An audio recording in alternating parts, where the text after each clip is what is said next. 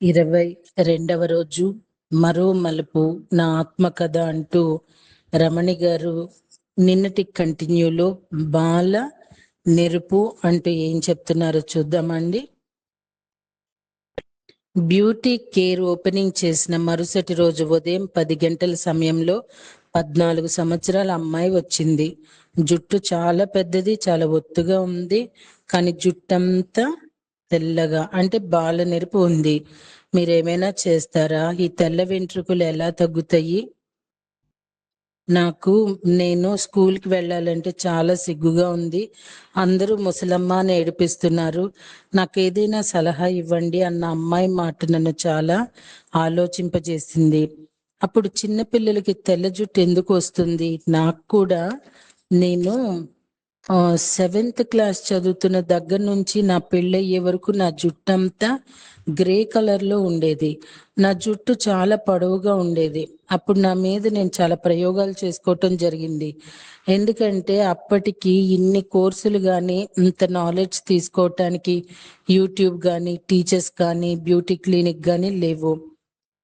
ఇంతింతై వటుడింతై అన్నట్లు నేను పెట్టిన బ్యూటీ కేర్ సంగతి మా చుట్టుపక్కలే కాకుండా నా స్నేహితులు కుటుంబ సభ్యులకు చాలా వరకు వ్యాపించటంతో మొదటి రోజు నుండి ప్రతిరోజు ఉదయం ఇంట్లో పని అంతా చేసుకొని 10 గంటలకు స్టార్ట్ అయితే రాత్రి 7 గంటల వరకు కంటిన్యూగా నేను సర్వీస్ చేస్తూనే ఉండేదాన్ని.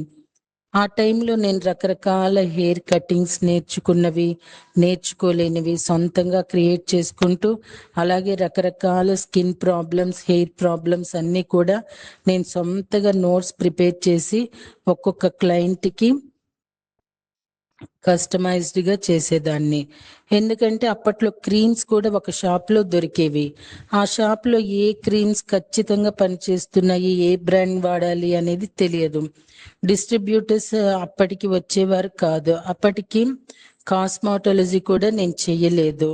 తర్వాత అన్ని రీసెర్చ్ చేస్తూ నోట్స్ ప్రిపేర్ చేసుకుంటూ అప్పటికే నా దగ్గర ఉండే నోట్స్ని బాగా ఫాలో అయ్యేదాన్ని. పళ్ళు, కూరగాయలు, నట్స్, పువ్వులు, ఆకులు మొదలైన వీటన్నిటితో ఒక ప్రయోగంగా క్లయింట్ల మీద అప్లై చేసేదాన్ని. చాలా మంచి రిజల్ట్స్ వచ్చేది. ప్రతి అనుభవం జీవితంలో ఎక్కడో ఒక చోట ఉపయోగపడుతుంది. ఎందుకంటే ఏ అనుభవం సులువుగా రాదు, అనుభవిస్తే తప్ప.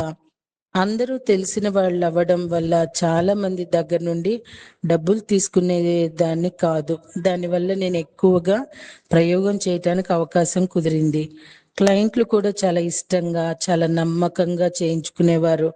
అంతే నమ్మకంగా అవన్నీ కూడా అంత బాగా సక్సెస్గా అవుతుండేవి. ఎందుకంటే నేను వాడుతున్న ఇవన్నీ కూడా కంప్లీట్ హెర్బల్. అంటే ఆ రోజు నుండి ఈ రోజు వరకు నేను ఎప్పుడు కెమికల్ అనేది ఉపయోగించలేదు. కాబట్టి అందరికీ చాలా అద్భుతంగా పనిచేస్తుండేవి. తక్కువ సమయంలో నాకు కూడా ఆ సబ్జెక్ట్ చాలా పట్టు వచ్చింది. గొప్ప విజయం. గూటి నుండి బయలుదేరిన పక్షికి తెలియదు గింజలు ఎక్కడ ఉన్నాయి అని. అయినా ఎగురుకుంటూ పోతున్నది కదా. మన జీవితం కూడా అంతే. ప్రయత్నమే జీవితం. బ్యూటీ కేర్ నుంచి నా మొట్టమొదటి ఆదాయం 3,000 రూపాయలు.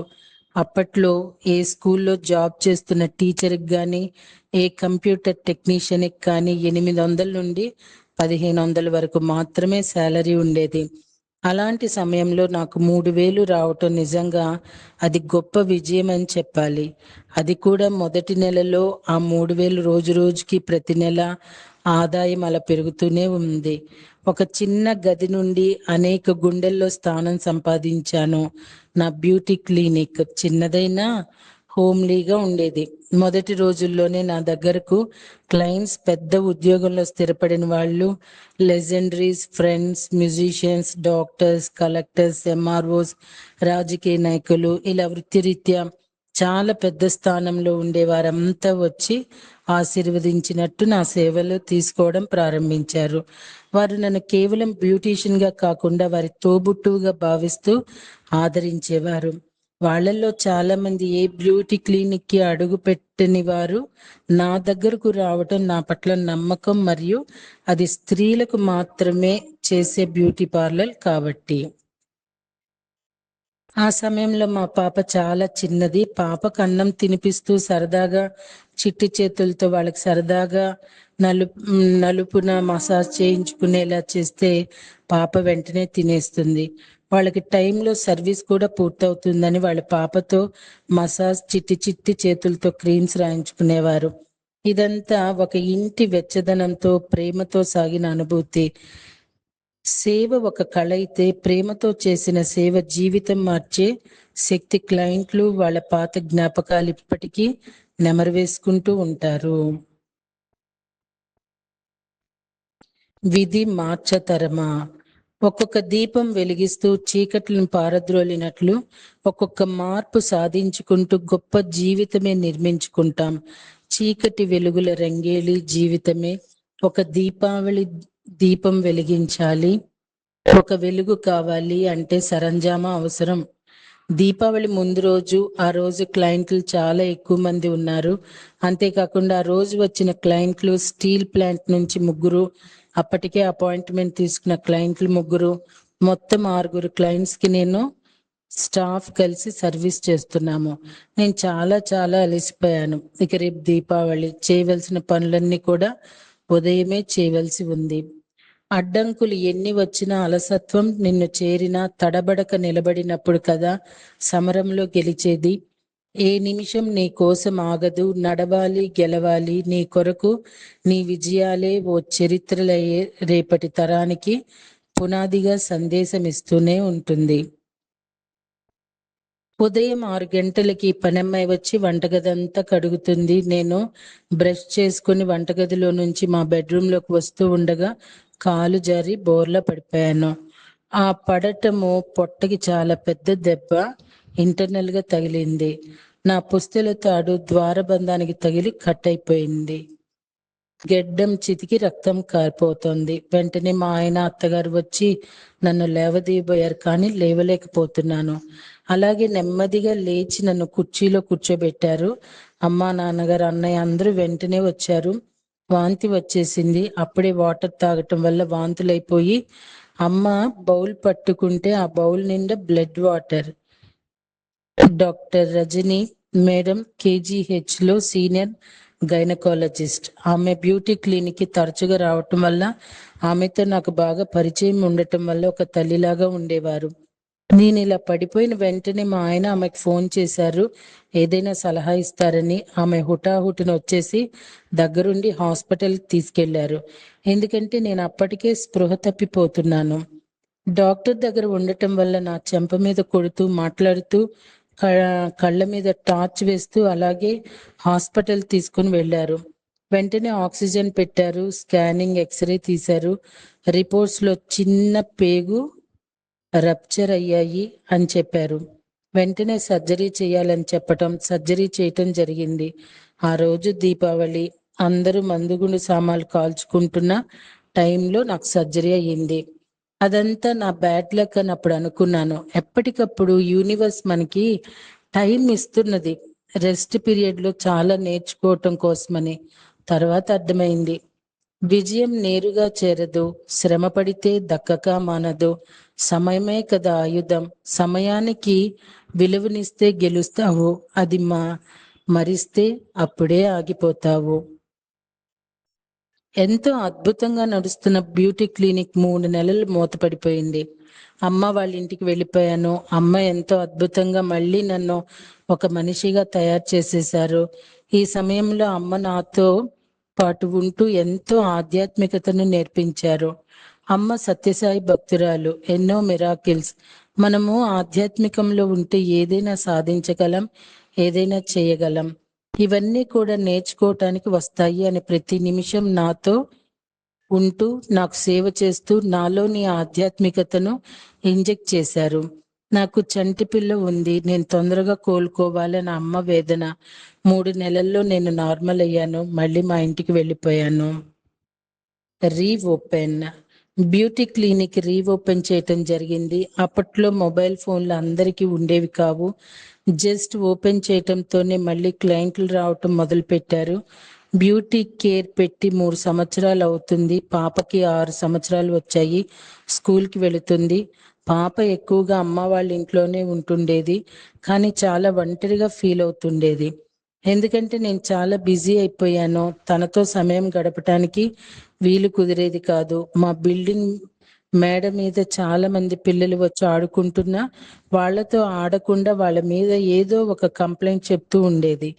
ఎందుకంటే ఆ పిల్లలకు చెల్లెళ్ళు, తమ్ముడు, అన్నయ్య ఉండటంతో పాప ఒక్కరితే ఉండటం వల్ల వాళ్ళ మీద అసూయ కలిగి చాలా ముభావంగా ఉండేది. ఇక మా పాప ఎక్కువగా అడుగుతూ ఉండేది, మమ్మీ నాకు ఒక చెల్లి కావాలి, చెల్లి కావాలి అని. రెండో బిడ్డని కనాలి అని అప్పుడు నేను నిర్ణయించుకున్నాను. నా కళ్ళు ఒత్తులు మా బాబు, నా చిన్ని లోకం కొత్త అడుగు వేసింది. నా కలల అడుగులే అద్భుతాలు చేసింది. రెండోసారి మా బాబు కడుపులో ఉన్నప్పుడు నా జీవితం ఓ పరిపూర్ణ స్థితిలో ఉంది. నేను ఆరోగ్యంగా, ధైర్యంగా నార్మల్ డెలివరీకి పూర్తిగా సిద్ధంగా ఉన్నాను. ఆ రోజుల్లో మంచి ఆహారం తీసుకుంటూ పనిచేస్తూ ఆరోగ్యాన్ని బాగు చేసుకుంటున్నా. కానీ డాక్టర్తో నాకున్న దగ్గర పరిచయం, ఆమె మనసులో ఉన్న చిన్న ఆశ, తన కూతురికి నేను మేకప్ చేయాలనేది నా జీవితానికి ఇంకొక మలుపు తీసుకెళ్ళింది. నిజమే, అప్పటికే నేను చాలా మంది మెడికోస్ కి మేకప్ చేసి మంచి పేరు తెచ్చుకున్నాను. ఆ పేరే నాకు మంచి గౌరవం ఇచ్చింది. కానీ ఆ పేరే నాకు బాధను తెచ్చింది. నార్మల్ డెలివరీ అయిన పక్కన పెట్టి ముందుగానే సిజేరియన్ ప్లాన్ చేశారు. డెలివరీ అయిన కొద్ది రోజులకే నాతో ఫేషియల్ చేయించుకోవటం, అది చూసిన అమ్మా నాన్నగారు చాలా చాలా బాధపడి, అలా చేయకూడదమ్మా, బాలింత అనినా కూడా నా కోసం డాక్టర్ గారికి అన్నీ తెలుసు కదా అని అమ్మా నాన్నగారి మాటలు పెడచెవిని పెట్టేసి మొహమాటంతో ఫేషియల్ చేయడం వల్ల స్టిచెస్ ఇన్ఫెక్షన్ వచ్చి నా ఆరోగ్యం మరింత క్షీణించిన దాంతో ఆ సిజేరియన్ తర్వాత హెర్నియాగా మారింది. డాక్టర్ని బాగా తెలిసి ఉండటం, ఒక స్కిల్ కలిగి ఉండటం కూడా కొన్నిసార్లు మనకి చేటు చేసేలా మారవచ్చు అన్న విషయం నాకు ఈ అనుభవం ద్వారా పెయిన్ఫుల్ గా తెలిసింది. ఇది జీవితంలో నా మనసులో చెరగని ముద్ర వేసిన ఘటన. ఎందుకంటే ఆ విషయాన్ని తన నోటితోనే ఆపరేషన్ థియేటర్లో అనస్థీషియన్ కి డాక్టర్ రజనీ గారు వివరిస్తున్నప్పటికీ నాకు ఈ విషయాలన్నీ క్లియర్గా అర్థమయ్యింది. రమణి మంచి బ్యూటీషియన్. మా పాప పెళ్లి ఉంది, తనతో మేకప్ చేయించుకోవాలనుకుంటున్నాము. ఇప్పటికీ 1 మంత్ అవుతుందని తన స్వార్థం కోసం నాకు పెయిన్స్ రాకపోయినా సిజేరియన్ ప్లాన్ చేశారు. నా బాధ ఎవ్వరికీ చెప్పలేనిది. బ్యూటీ క్లినిక్ 5 నెలలు మూసివేత. బాబుతో అత్తగారింటికి వచ్చాను. వచ్చిన రోజే మళ్ళీ క్లయింట్ స్టార్ట్ అయ్యారు. అంతకు ముందు కన్నా ఎక్కువగా మళ్ళీ సేమ్ రొటీన్. చాలా చక్కగా బ్యూటీ కేర్లో క్లయింట్లు బాగా పెరుగుతున్నారు. అది పెద్దది చేయాలన్న ఆలోచన అయితే లేదు, కానీ క్లయింట్లు అయితే బాగా పెరిగారు. స్టూడెంట్స్ కూడా నేర్చుకోవటానికి 2 వస్తున్నారు. అసిస్టెంట్లు ఒక 3. వీరందరితో ఆ చిన్న బ్యూటీ క్లినిక్ లోనే చాలా కష్టంగా చాలా బాగా బిజినెస్ అవుతుంది. సంఘటనతో సంభవం.